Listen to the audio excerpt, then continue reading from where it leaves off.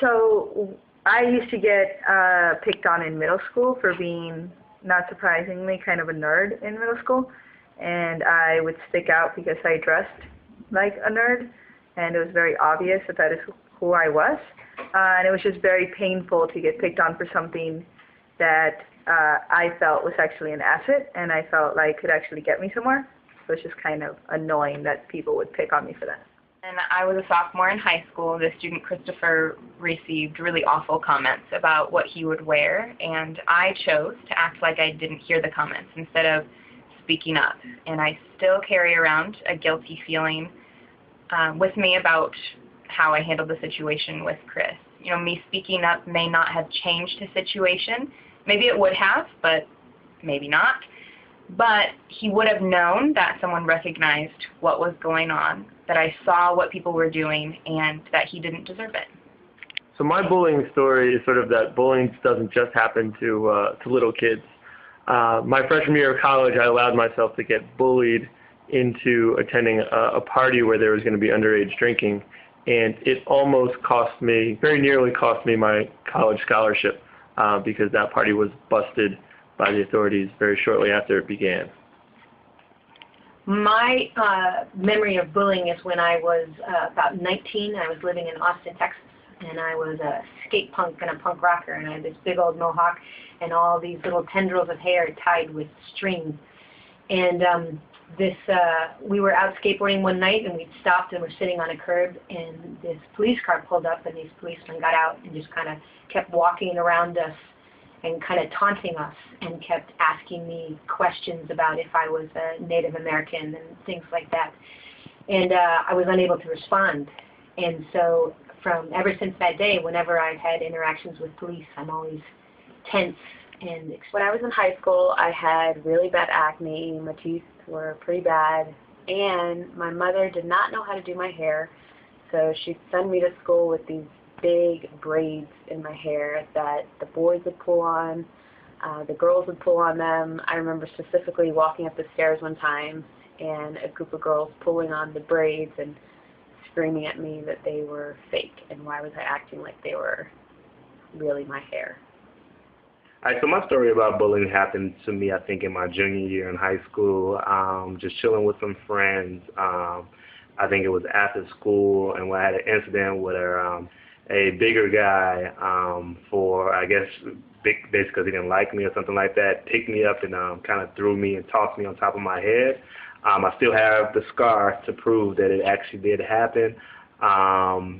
Was really upset, and I think the reason why I was so upset is because I felt very helpless. The guy that actually tossed me on my head, he was like 6'6", a big guy. He actually went on to the NFL, but just that moment, it was like I wanted to do something back, but couldn't, and didn't understand why he went ahead and did that to me. I am not gay, but my older brother is. It took him 34 years to come out of the closet. And probably one of the reasons it took him so long was because of bullies. He feared being made fun of for who he was on the inside. Please do not bully someone for any reason, but especially for who they really are. Thank you. Third grade, I remember a neighbor who teased me all the time about my height in the community, at school, and I remember starting to feel less and less safe, and I think that's when it turned into a little bit of bullying.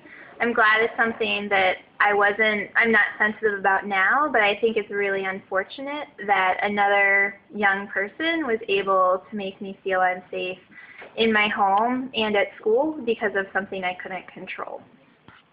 So when I was in high school, I wasn't the most popular person. I got called a couple of names. So there are two stories I kind of want to share with you today. First, I got called, I was really studious and did really well in high school. But a lot of students, instead of applauding that, a lot of students who looked like me, who were African American or black, called me white because I was really conscientious about my studying, as if you couldn't be black and be smart. So that really hurt my feelings a lot, and it was really confusing. Another situation that happened that was kind of reoccurring was that there was this girl who was taller than me and bigger than me, named Lisa, and she was kind of heavy, and I was really skinny, wore glasses and braces, and if you could picture the typical nerd, that was kind of me. And she would run up to me and punch me in the shoulder all the time, and then run away and laugh because she thought it was funny, and I didn't think it was funny. So much so that to this day I avoid her. She lives down the street from me where I grew up. She's good friends with my family. My parents are good friends with her parents. And to this day, I really don't want to have anything to do with her because of the way she made me feel in high school. So bullying isn't cool. It's not funny. People carry these bad feelings and these experiences with them for the rest of their lives. So please choose your actions wisely, because you never know how what you say and what you do will hurt someone and how it impacts them forever.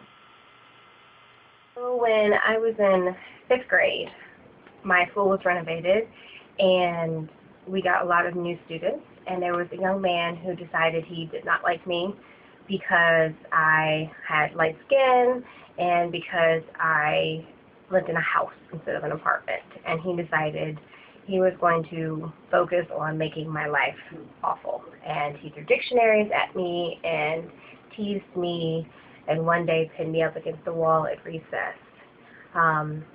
So it was one of those experiences where I had a lot of adults that supported me, and I always told them about what was happening.